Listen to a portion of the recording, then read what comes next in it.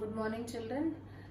This is the chapter of standard 9 called laws of motion, and in this we are going to do the laws. You have the first law, the second law, third law, then the law of gravitation and inertia. So first we will focus on the first law. Now, as you can see the statement which I have written down over here, I'll repeat it. First law says, if a body is in a state of rest, it will remain in the state of rest. And if it is in a state of motion, it will remain moving in the same direction with the same velocity unless an external force is applied on it. So this is what is the explanation of first law. Now what we can do, children, is we can break it up into two parts so that you can understand better. The first part would be, if a body is in a state of rest, it will remain in the state of rest. So it comes till here. Now what do you mean by this? Suppose there is a body, say a book. A book is kept on a table. It will remain it is in the state of rest, correct? You can't move it unless a force is applied. So you can say that it is in a state of rest, a book, and it will remain in the state of rest. Second part would be, we can start from here. If it is in a state of motion, now book you can't say in a state of motion, we can say that there is a simple pendulum. Right? This is the center of gravity and we move it. So, and if it is in a state of motion, so how do you move it? You give it oscillation. So these are the three positions. This is what you call as the mean position. So there will be three positions, A, B and C. And if you start giving oscillation to this simple pendulum, what will happen, children? It will remain moving in the same direction. On its own, it will not change its direction with the same velocity. Even the velocity will not change unless an external force is applied on it. Now this part is very, very important. What do you mean by unless an external force is applied on it? Means it will stop moving only if an external force. Now in this case, tell me, why does a simple pendulum come to rest? First of all, it comes to rest because of force of friction. Correct? So because of force of friction acts on this, that is because of the presence of air, and hence it comes to rest. But the same simple pendulum, if it was in vacuum there is no presence of air. Now in that case, this law holds very much true. I will again reading the second part. If it is in a state of motion, imagine a state of vacuum. So if it is in a state of motion, it will remain moving in the same direction with the same velocity. Why? Because there is no external force in vacuum. But whereas in air, there will be force of friction. Same thing you can apply if there is a ball which is rolling on grass. Suppose if I say that there is a ball and suppose it rolls on the grass. It goes here, and what will happen when it rolls on the grass? It will stop. Actually at this place A, position A, you applied a force on it and it moved to position B. But after a while it stopped at B. See now, here it will remain moving in the same direction. It should remain moving in the same direction. But then why does the ball stop? It stops because there is force present. But which force is this? This is called force of friction. But which friction? With the ground. In the earlier case there was with the air. Whereas here it is the force of friction, and hence this ball comes to rest. But in vacuum or a frictionless table, if it is there, it will continue to move. That explains your first law of motion of Newton.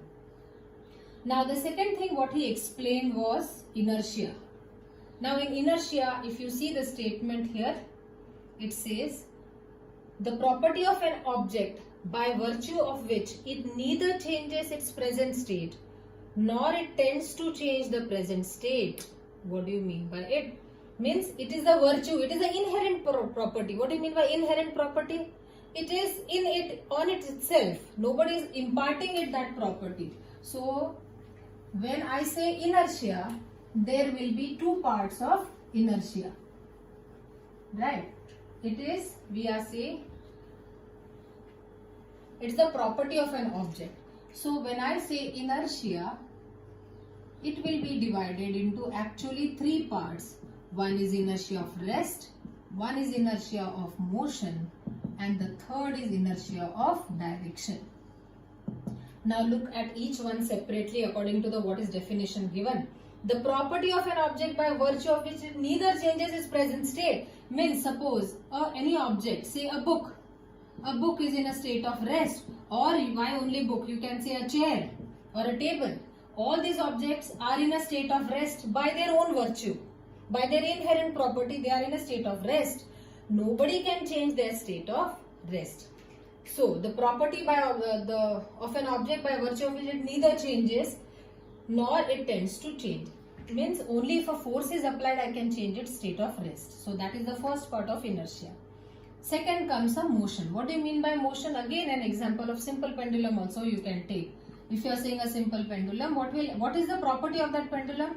Its property is once it is set in motion, it wants to be in a state of motion only. So that is called the inertia of motion. The third one is inertia of direction, which is very, very important, given in very few books, but asked many a time. Just imagine, children, that you are going in this direction in a car, in a moving car. If you are moving fast here in this direction and suddenly there comes a steep turn towards your right. Yeah, okay, the car is turning towards right. But as a person, when you are sitting inside the car, what is your tendency?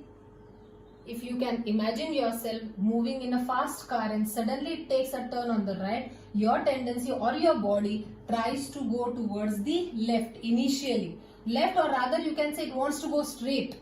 That's why it opposes and slightly you get a slight jerk this side. Why? Because the tendency of the body should be in this direction. It wants to move only in this direction. It doesn't want to change the direction quickly, because that is the inherent property you get. So when you are at rest, when you want to change the inertia of motion, you have to slowly go into the inertia of motion. And when you are in direction, it takes time for you to go from inertia of motion to inertia of the other direction. This is a very, very important concept of inertia, which will be useful to you throughout this chapter for the explanation part. Now I would like to give you one example of rest, one of motion and direction. Actually I gave you, but rest I can give you in a better way. Suppose if I say I am talking of inertia of rest. One small example which is always given in many of the books.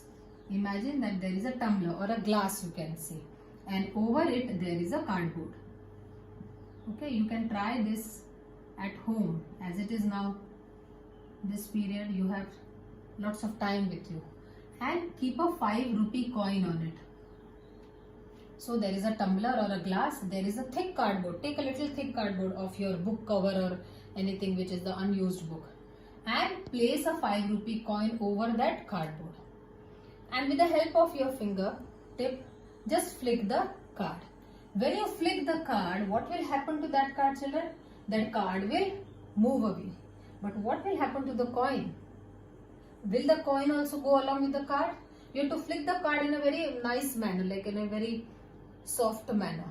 So when you do it, flick the card, the tendency of the coin was to remain in the state of rest. That's why I'm explaining it under the part of inertia of rest. So that coil will fall inside the tumbler. So how do you explain it? You will say when the coin was on the cardboard, it had the inertia of rest. Even if an external force is applied on it, by virtue, what does it say? The property of an object by virtue of which it neither changes its present state. It doesn't want to change its present state.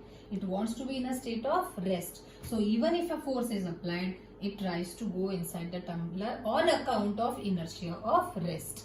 This is one example of rest. Like that, many are given there, so you can go through those examples. The second thing in inertia, what I want to explain is, in inertia, I want to explain the concept of motion. Now, what do you mean by motion? Suppose you are sitting inside a car.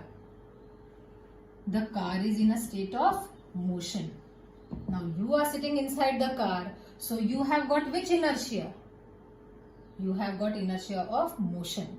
When you sat in the car, you had inertia of rest. But once you are moving in a car, you are in a state of motion. So you have gained this inertia of motion. And now your body wants to be in the same inertia. According to this law, it doesn't want to change its present state. Nor does it tend to change. Quickly, it will not approach also going towards changing it. So when you are in the car, you are in a state of motion. And imagine suddenly the brakes are applied. What will happen if the brakes are applied? What do you think? What will be your motion? So when you are in motion, like what will be your action? So suddenly when the brakes are applied, will you go forward or backward? And if your answer is ready, then I will tell you that even if the brakes are applied suddenly, the body doesn't come to rest because it wants to continue in this same inertia. So your body will move forward. Why will it move forward? On account of inertia of motion. Motion tells you to go forward. So if suddenly the brakes are applied, the full body comes to rest. Your legs come to rest because they are in contact with the car. But your upper part of the body still wants to be in inertia of motion, and hence it will go forward. So your body will come forward. Now I am telling you another case related to this. Same, you are in the car only, but the car is at rest. It has not started. It is at rest. And suddenly it goes into motion. Suddenly someone starts the car.